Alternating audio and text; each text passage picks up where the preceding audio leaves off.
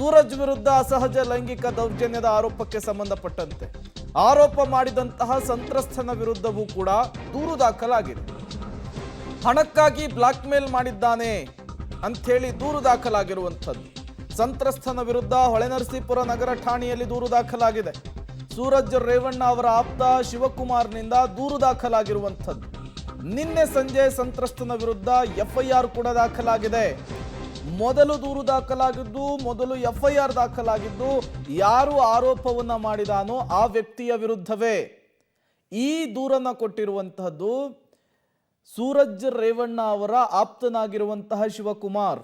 ಯಾವಾಗ ಈ ದೂರು ದಾಖಲಾಗುತ್ತೋ ಬೆಂಗಳೂರಿನಲ್ಲಿದ್ದಂತಹ ಆ ಯುವಕ ತದನಂತರ ಹಾಸನಕ್ಕೆ ಹೋಗಿ ಅಲ್ಲಿ ಕಂಪ್ಲೇಂಟ್ ಅನ್ನು ಕೊಡಲಿಕ್ಕೆ ಮುಂದಾಗ್ತಾನೆ ಸೂರಜ್ ರೇವಣ್ಣ ವಿರುದ್ಧ.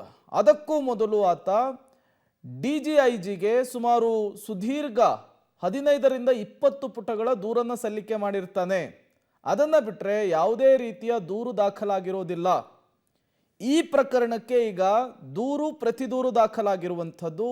ಒಂದು ಕಡೆ ಸಂತ್ರಸ್ತ ಯುವಕ ನನ್ನ ಮೇಲೆ ಅಸಹಜ ಲೈಂಗಿಕ ದೌರ್ಜನ್ಯ ಆಗಿದೆ ಅಂತೇಳಿ ದೂರು ಕೊಟ್ಟರೆ, ಮತ್ತೊಂದು ಕಡೆ ಸೂರಜ್ ರೇವಣ್ಣ ಅವರ ಆಪ್ತ ಶಿವಕುಮಾರ್ ಕೊಟ್ಟಿರುವಂತಹ ದೂರು ಇದು ಸುಳ್ಳು, ಹಣಕ್ಕಾಗಿ ಈ ರೀತಿಯ ಬ್ಲ್ಯಾಕ್ ಮೇಲ್ ಮಾಡಲಾಗಿದೆ, ಜೊತೆಗೆ ಈ ರೀತಿಯ ಹಣವನ್ನು ಕೊಡಲಿಲ್ಲ ಅಂದರೆ ನನ್ನ ತೇಜೋವಧೆ ಮಾಡುವುದಾಗಿ ಮೊದಲೇ ವಾರ್ನಿಂಗ್ ಮಾಡುವಂತಹ ಕೆಲಸವನ್ನ ವ್ಯಕ್ತಿ ಮಾಡಿದ್ದ ಅನ್ನುವಂತಹ ದೂರು ಕೂಡ ದಾಖಲಾಗಿರುವಂಥದ್ದು.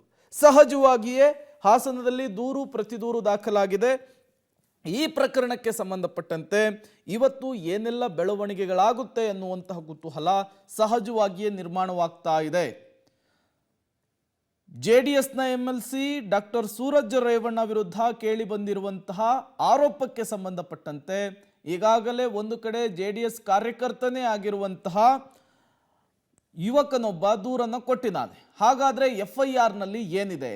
21/6/2024 ಸಂಜೆ 5:20 ಕಂಪ್ಲೇಂಟ್ ರಿಜಿಸ್ಟರ್ ಆಗಿದೆ. ಎಂಎಲ್ಸಿ ವಿಧಾನ ಪರಿಷತ್ನ ಸದಸ್ಯ ಡಾಕ್ಟರ್ ಸೂರಜ್ ರೇವಣ್ಣ ಆಪ್ತ ಶಿವಕುಮಾರ್ ದೂರು ಸಲ್ಲಿಕೆಯನ್ನ ಮಾಡಿದ್ದಾರೆ. ಹೊಳೆನರಸೀಪುರ ಠಾಣೆಯಲ್ಲಿ ಲೈಂಗಿಕ ದೌರ್ಜನ್ಯ ಮಾಡಿರೋದಾಗಿ ಸುಳ್ಳು ಆರೋಪವನ್ನ ಎಂಎಲ್ಸಿ ಡಾಕ್ಟರ್ ಸೂರಜ್ ರೇವಣ್ಣ ವಿರುದ್ಧ ಮಾಡಲಾಗಿದೆ.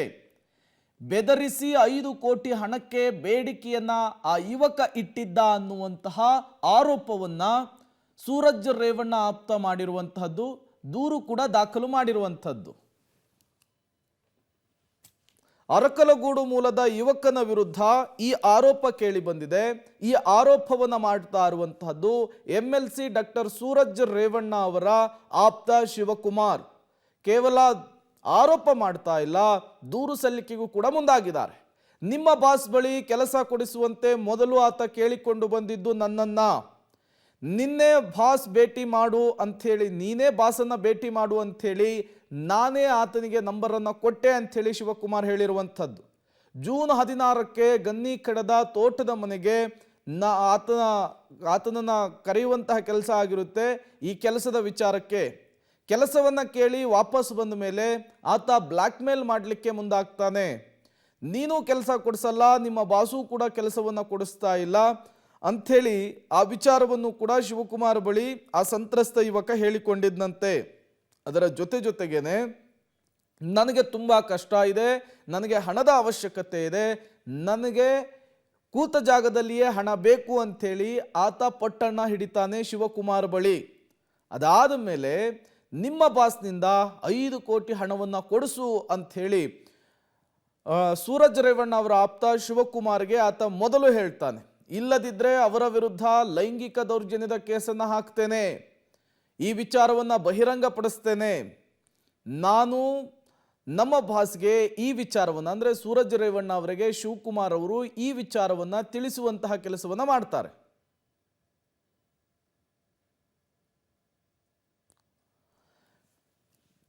ಸೂರಜ್ ರೇವಣ್ಣ ವಿರುದ್ಧ ಗಂಭೀರ ಆರೋಪವೊಂದು ಕೇಳಿ ಬರ್ತಾ ಇರುವಂತಹದ್ದು. ಇದೇ ವಿಚಾರಕ್ಕೆ ಸಂಬಂಧಪಟ್ಟಂತೆ ಇಬ್ಬರ ನಡುವೆ ಕಾನ್ವರ್ಜೇಷನ್ ಕೂಡ ಆಗಿದೆ ಅನ್ನುವಂತಹ ವಿಚಾರ. ಹಾಗಾದ್ರೆ ಏನ್ ಮಾತನಾಡಿದ್ದಾರೆ ಬನ್ನಿ ನೋಡ್ಕೊಂಡು ಬರೋಣ. ಹಲೋ ಹಲೋ, ಯಾಕಪ್ಪ ಇಷ್ಟೊಂದ್ರೆ ಇದು ಮಾಡ್ತಿದ್ಯಾ? ನಾನೇನು ಮಾಡ್ತಿಲ್ಲ ಕಣ. ನಾನು ಬೆಳಗ್ಗೆನೆ ಫೋನ್ ಮಾಡಿಲ್ಲ ನಿಮಗೆ. ನೀವೇ ಸರಿ ರೆಸ್ಪಾನ್ಸ್ ಮಾಡಲಿಲ್ಲ. ಅಷ್ಟೊಂದು ಹೇಳ್ತಿದ್ದೀನಿ, ನೀವೇ ಸರಿ ರೆಸ್ಪಾನ್ಸ್ ಮಾಡಲಿಲ್ಲ. ಒಂಚೂರು ಕೇಳಿಸ್ಕೊ ನೀವು ಬಂದು ಎದುರುಗಡೆ ಮಾತಾಡ್ತೀನಿ, ನಾನು ಮಾತಾಡ್ಬೋದು. ನೀವು ಸಡನ್ ಆಗಿ ಫೋನಲ್ಲಿ ಮಾತಾಡ್ತಿದ್ದೆ, ನನಗೇನಂತ ಅರ್ಥ ಮಾಡ್ಕೊಳ್ಳ. ಅಷ್ಟು ಹೇಳ್ತಿದ್ದೀನಿ, ಮನೆಗೂ ಹೋಗಿಲ್ಲ ಅಣ್ಣ, ನನಗೆ ಸ್ವಲ್ಪ ಒಂಥರ ಹಿಂಸೆ ಆಗ್ಬಿಟ್ಟಿದೆ ಅಂತ ಹೇಳಿ. ಕೇಳಿಸ್ಕೊ ಈ ಜನ ಇದ್ದಾರೆ ಕೂಡ, ತುಂಬಾ ಜನ ಮಾತಾಡಿದ್ದೆ. ನಾನು ಬೆಳಿಗ್ಗೆ ನೀವು ಮಾಡಿದಾಗ ಚೆನ್ನಾಗಿ ತುಂಬಾ ಜನ ಇದ್ರು. ಆ ಕಡೆ ಸೈಡಲ್ಲಿ ಹೋಗಿ ಮಾತಾಡೋ ಸಿಕ್ಕ ಹಿಂಸೆ ಆಗ್ತಾ ಇತ್ತು. ಆಯ್ತು, ಈಗ ವಿಷಯ ಆಗದ ಹೋಗಿದೆ, ಅದ್ ಬೇಡ, ಅದ್ ಕುತ್ಕೊಂಡು ಮಾತಾಡೋಣ ಬಾ ಅಂತಾರೆ. ಆಯ್ತಾ, ತಲೆ ಕೆಡ್ಸ್ಕೊಳಕ್ ಹೋಗ್ತಾರೆ. ಏನು ಮಾಡೋದು ನನಗೆ ಗೊತ್ತಿಲ್ಲ. ನಾನು ಅದಕ್ಕೆ ನಿಮ್ಮನ್ನೇ ಹೇಳಿ ಅಂತ ರಾತ್ರಿನೇ ಮೆಸೇಜ್ ಹಾಕಿದ್ದೆ, ಏನಾದರೂ ಹೇಳಿ ಏನು ಮಾಡೋದು ನನಗೆ ಗೊತ್ತಾಗ್ತಿಲ್ಲ ಅಂತೇಳಿ. ಈಗ ನಾನು ಹೇಳೋಣ ಬೆಳಗ್ಗೆ ಬಂದು ಮಾತಾಡಿದ್ರೆ ಹೇಳ್ಬೋದು, ಎದುರುಗಡೆ ಹೆಂಗ್ ಬಿಟ್ಬಿಡ್ತಾರೆ ಹೇಳಿ. ಇವಾಗ ಅಲ್ಲಿಗೆ ಬರಕ್ ಬಿಟ್ಬಿಡ್ತಾರ? ಇವಾಗ ಅಲ್ಲಿಗೆ ಹೆಂಗ್ ಕಳಿಸಲ್ಲ. ಇವಾಗ ಅವ್ರ ಮೊದ್ಲೇ ಭಯದಲ್ಲ ಅವ್ರ, ಮತ್ತೇನಾರ ಇದ್ ಮಾಡಿದ್ರೆ ನನಗೂ ಭಯ ಇದೆ. ಹೇಳು, ವಾಟ್ಸ್ಆಪ್ ಕಡೆ ಯಾರು ಗೊತ್ತಾಗಲ್ಲ, ಏನ್ ಮಾಡ್ಬೇಕು ಅಂತ ಹೇಳು, ಅದನ್ನಾದ್ರೂ ಮಾಡ್ತೀನಿ. ನನಗೆ ಗೊತ್ತಿಲ್ಲ, ನೀವ್ ಹೇಳ್ಬೇಕು. ಏನ್ ಮಾಡ್ಲಿ ನೀವ್ ಹೇಳಿ. ಇವಾಗ ಸ್ವಲ್ಪ ಅಮೌಂಟ್ ಏನಾದ್ರು ಕೊಟ್ಟು ಕಳಿಸ್ತೀನಿ. ಅದೇ ಆಯ್ತಾ, ನನ್ ಮರ್ಯಾದೆ ಹೋಗುತ್ತಲ್ಲ ಹಂಗೆಲ್ಲ ಮಾಡಕ್. ಯಾರು ಮರ್ಯಾದೆ ಹೋಗಲ್ಲ ಕಣೋ, ಏನೂ ಆಗಲ್ಲ. ಯಾರಿಗೂ ಗೊತ್ತಿಲ್ಲ, ತಾನೇ ವಿಷಯ ಸುಮ್ಮನೆ ಬಿಟ್ಬಿಡ್ಬೇಕು. ಆಯ್ತಾ, ನಿಮ್ಗೂ ಗೊತ್ತಿಲ್ಲ, ನನಗೆ ಗೊತ್ತಿಲ್ಲ, ಸುಮ್ಮನೆ ಬಿಟ್ಬಿಡು ಆ ವಿಷಯನ.